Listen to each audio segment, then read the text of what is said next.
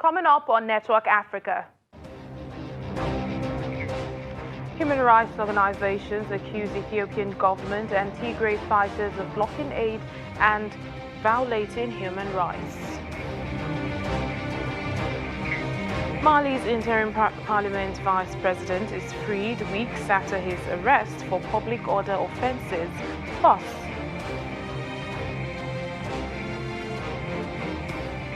it's World Science Day for Peace and Development, underlining the importance and relevance of science in our daily lives.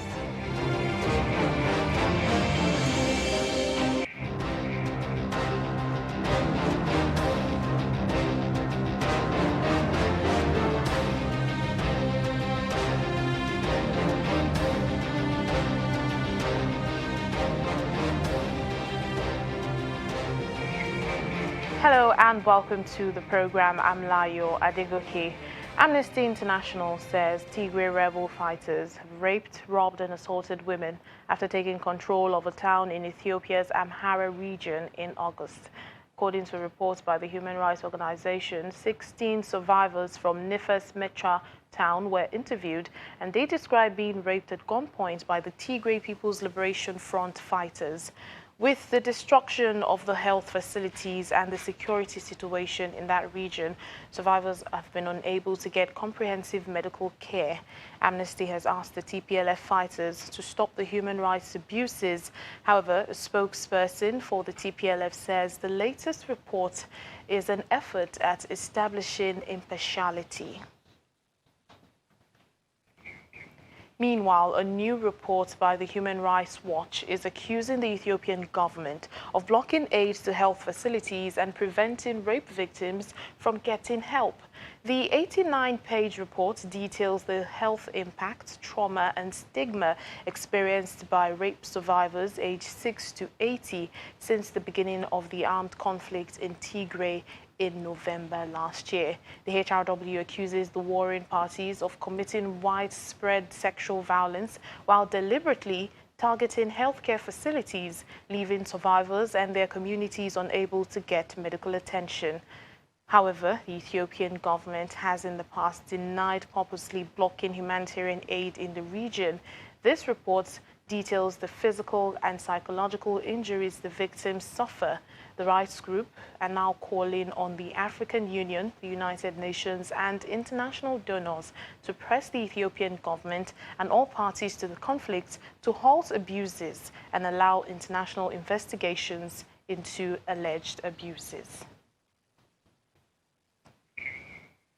In the meantime, at least 16 United Nations staff and dependents are said to have been detained in the Ethiopian capital, Addis Ababa. UN spokesperson Stefan Dujarric says the organization is working on securing their immediate release. This is amid reports of widespread arrests of ethnic Tigrayans. The state-appointed Ethiopian Human Rights Commission said on Sunday that it had received many reports of arrests of Tigrayans in the capital, including elders and mothers with children. But police have denied making ethnically motivated arrests, saying they are only targeting supporters of the rebellious Tigrayan forces fighting the central government. Or that 16 national staff have been detained, while 6 have been released. We are, of course, actively working with the government of Ethiopia to secure their immediate release. Which agencies are they from, and has the Ethiopian government given you any explanation? Look, there has been, as far as I know, no explanation given to us about why these staff members are detained. There are 16 remaining in detention, and 6 have been released. So that's the breakdown. They come from various UN agencies. They're all national staff. It is imperative that they be released. The Secretary General is frustrated by the lack of our ability to help the millions of people that are in need, right? That's what it's about. It's about helping millions of people, notably in northern Ethiopia, but frankly throughout the country, that need life-saving help. We've not been able to get into Tigray the aid that we need, the fuel that we need, the cash that we need. So the frustration is about that, our inability really to help the people that so desperately need our help. Yeah, thanks. Are you able to... Mali's interim parliament vice president has been freed weeks after he was arrested for public order offenses. Issa Kawu Njim was arrested in October, and a ruling on his case is expected in December. He's accused of making subversive remarks which were not disclosed.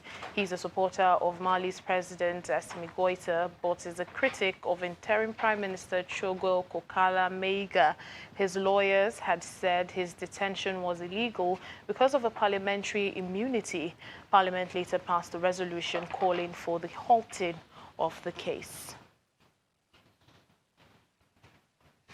Also COVID-19 stories now. Mauritius has closed all schools as the number of COVID cases continue to rise. Education Ministry made the announcement in a statement on national television, mandating all classes to be held online from Thursday. The country has recorded 1,856 cases of COVID in learning institutions since October 18th. The Indian Ocean island has had a recent surge in the number of COVID deaths, with 42 occurring in the past week and 14 of them aged below 60 years. About 2/3 of the Mauritian population have been fully vaccinated. The health minister on Tuesday told Parliament that 61 fully vaccinated people had died in hospitals across the country since January. 44 of them had received Sinopharm injections. Now, this is coming even as the government is still encouraging citizens to take a third vaccine dose. To South Africa now. The power woes continue as the state-owned power utility Eskom continues with its load shedding. Eskom says for the past 24 months, the inability to add capacity of between 4,000 and 6,000 megawatts, challenges around procurement of critical spares, lack of predictable funding, and outages at power plants have been the key challenges faced by the power utility.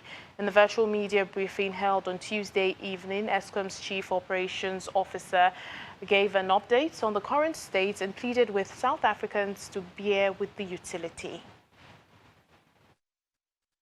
The outlook, therefore, for load shedding is that we will reduce load shedding to stage 3 from tomorrow morning at 5 o'clock.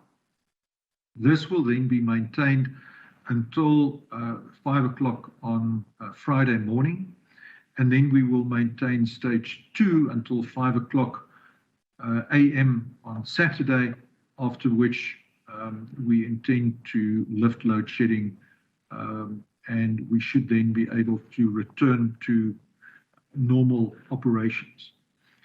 We understand that this is a huge inconvenience to the country. We apologize for the negative impact that this has had, not only on business and industry, but also in particular on those students who are currently writing their matric exams. And we want to request the support and cooperation of everyone who is an electricity consumer in South Africa to play their role in reducing demand, particularly during peak hours. We would appreciate your support in switching off geysers. If you have a swimming pool, switch that pump off. There are many steps that we can all take to manage our demand more appropriately. I don't think we are on the brink of a total system collapse. We have, I would say, one of the best system operators in the world. We manage the system incredibly well and diligently, and this is exactly intended to prevent a total system blackout. Regrettably, we from time to time have to implement load shedding in order to avoid those risks from becoming a reality. But in benchmarking the way in which we operate our system with best practices internationally, I think we can confidently say that with our current system operator and the way in which we run the grid, that I have every confidence that we will be able to avoid a total system blackout. Award-winning bio-waste converters are helping farmers in Cote d'Ivoire. They are turning their mountains of agricultural byproducts into compost for fields or gas for their cooking stoves. That in turn is expected to help save the environment and also combat climate change. Farmers only need to gather the droppings of cows or other animals, sawdust and cocoa pods, mix everything together in the Quebeco box, wait for a month, and the result is organic compost and liquid fertilizer. We added the cow dung, which is the wet waste, then we add the sawdust, which is the dry waste, and then we add the cocoa pods. After the cocoa pods, we add wet waste, so it's dry and wet. The dry waste contains carbon, while the wet waste contains nitrogen. So together, it's a good mix.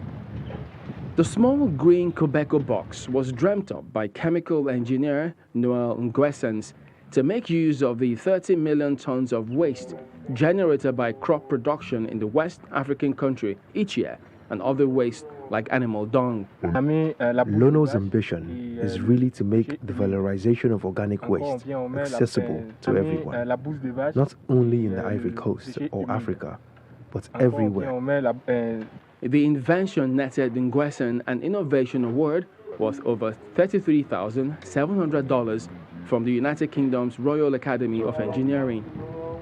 According to the Academy, at the time his team had already installed 50 composters at Ivorian cocoa, palm oil and mango farms, working to lower production costs from $800 to $700 to help make it more affordable for potential customers. Today, the demand is real, but the pilot project showed something. It enabled us to confirm that buying a Quebeco is a profitable investment for a farmer. Under this scheme, the team also produces biodigesters, similar metal box-like contraptions that can fill 2 hours of cooking on the gas generated from 5 kg of waste per day, while producing liters of liquid compost. This kind of gas production could be a sustainable alternative source of cleaner energy in rural areas in West Africa. According to a 2018 report by the European Commission, every cubic meter of biogas is estimated to replace the equivalent of 5 kilograms of wood or 3 kilograms of coal.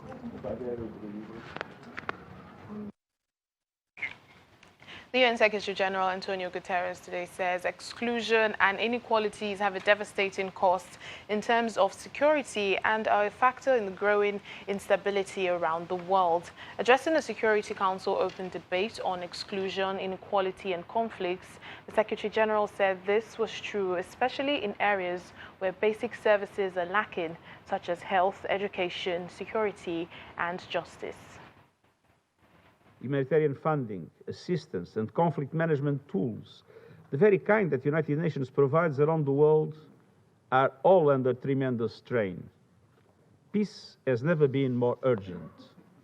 That is why conflict prevention is at the heart of my proposed new agenda for peace as part of the report on our common agenda. The agenda calls on the global community to work as one, in solidarity, as a human family, to address the roots of violent conflicts.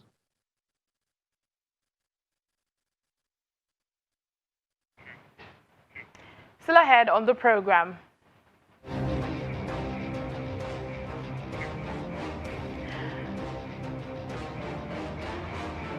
We'll have more on World Science Day and also reducing carbon emissions in Nigeria. It seems Nigerians are going back to charcoal. Please stay with us. Welcome back to the program. Celebrated every 10th of November, World Science Day for Peace and Development highlights the significant role of science in the society and the need to engage the wider public in debates on emerging scientific issues. It also underlines the importance and relevance of science in our daily lives. By linking science more closely with society, World Science Day for Peace and Development aims to ensure that citizens are kept informed of developments in science. It also underscores the role scientists play in broadening our understanding of the fragile planet we call home and in making our societies more sustainable. The purpose of the day is to strengthen public awareness on the role of science for peaceful and sustainable societies, and the theme for this year is building climate-ready communities. Research scientist Stanley Chibuem joins us now in the studio for more discussions on this. Thank you so much for speaking to us on the program. Yeah, it's a pleasure welcoming me to your well-esteemed and reputable television station. Well, it's World Science Day. How do you think we can raise the importance and relevance of science in our daily lives? The importance of science can be raised as many as possible by using, increasing our teaching attitudes, improving our learning, and bringing the necessary things, and following the other world, even celebrating this World Science Day. You know, the World Science Day started, it was announced by UNESCO, that is United Nations Educational, Scientific and Cultural Organization, in 2021. Sorry, in 2001. But it was made effect, it took effect tentatively in 2002. This year, 2021, is the 20th edition of the event.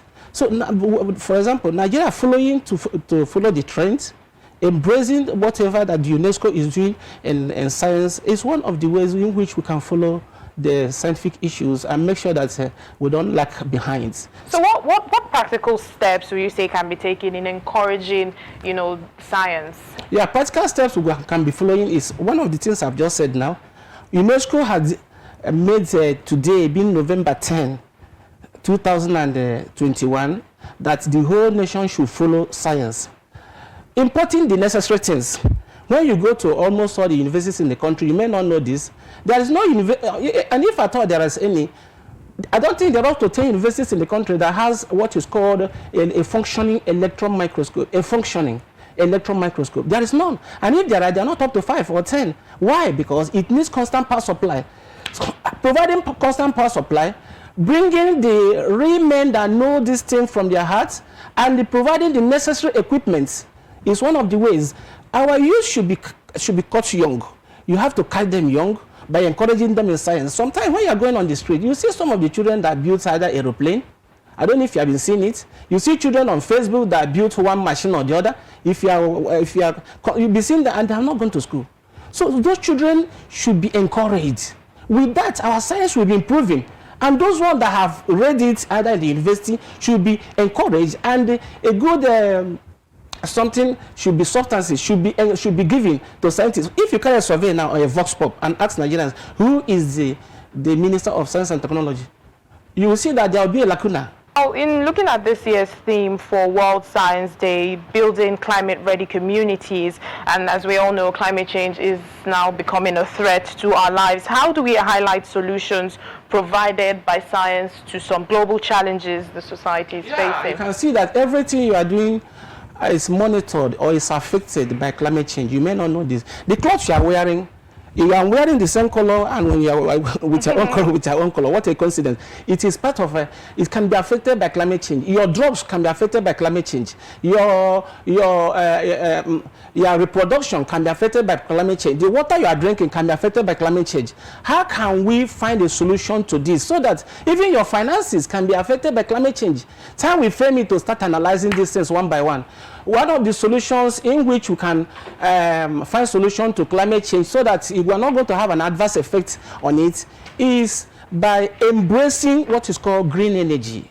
Green energy. What are green energy? Now, those energy are apart from fossil fuels. Some of them are apart from fossil fuels. You know, fossil fuels are petroleum, natural gas, and coal. 3 of them are what we call that. So if we're able to embrace green energy, Green energy, what are green energy? Like wind energy, solar energy, hydrogen energy.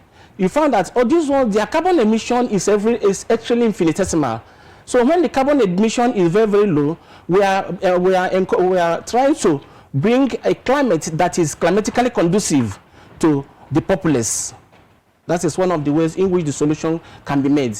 And other areas that we can embrace it is by alternative sources of energy. When we talk of alternative sources of energy, we are calling those energies that are away from fossil fuels. Well, there's a lot of issues to discuss, but we'd like to thank you, research scientist Stanley Chibuim, for joining us on Network Africa. God bless you. Moving on to other stories, it appears that the internet services in Sudan have not been restored several hours after a court ordered the three main telecommunications providers to restore access. Sudan disrupted internet on October 25 following the coup in which General Abdel Fattah al-Burhan seized power and ousted civilian partners in the transitional government that had been established after Omar Bashir's fall. On Tuesday, a court ordered the telcos to restore internet services immediately. However, the Internet Freedom Monitor NetBlocks says the internet remains largely disrupted. High prices for smokeless liquid petroleum gas LPG, driven by global price increases, a falling naira and increased local taxes, are forcing local food vendors to turn to wood and charcoal to their cook stands. Well, the challenge is the wood smoke is clouding Nigeria's carbon reduction plans and efforts to combat climate change.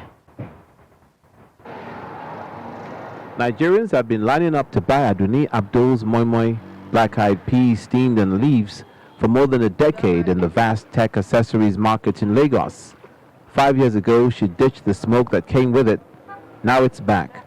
High prices for smokeless liquid petroleum gas LPG have forced Abdul and many like her to add wood and charcoal to their cook stands. She had dropped them in 2016 amidst a campaign to improve public health. Gas is costly. That's why I'm using firewood. If I don't use it, I will not be able to cook and sell to feed my family. I know charcoal causes illness. The smoke normally causes chest pain, but since there's no alternative, I have to use it. Abdul is hoping for a respite from rising prices. The smoke, she says, hurts her chest, and she wants to use more gas. I want the government to help and reduce this, because the little profit I make is now shared in buying other products. We're begging them. Nigeria's LPG use had been growing quickly, but in 2018, according to the International Energy Agency, only about 5% of Nigerians use LPG for cooking, while 73% relied on charcoal or biomass like wood. They've been flaring gas in this country for years now, decades, and we need this gas for cooking. But you see, they don't want to invest in liquefying the natural gas and purifying it for domestic use. Lagos charcoal seller Jerry Inyang now sells as many as 90 packs of charcoal a day, tripling his daily sales from last year. People now come more to charcoal, because I can even recall when one of my customers were saying gas is more expensive now, that we should be packing more charcoal, because he's coming to buy more charcoal because he can't afford the gas. Burning LPG emits around 50% less carbon than charcoal and 20% less than heating oil, and switching to the gas is a central plank of carbon reduction plans of Africa's most populous nation, where more than 200 million people live. President Muhammadu Buhari referenced cleaner cooking in his speech last week at the COP26 Climate Summit, but LPG prices have risen by 60% over the past year in the country. That's it on the program for today. Thank you so much for watching. I'm Layo Adegoke.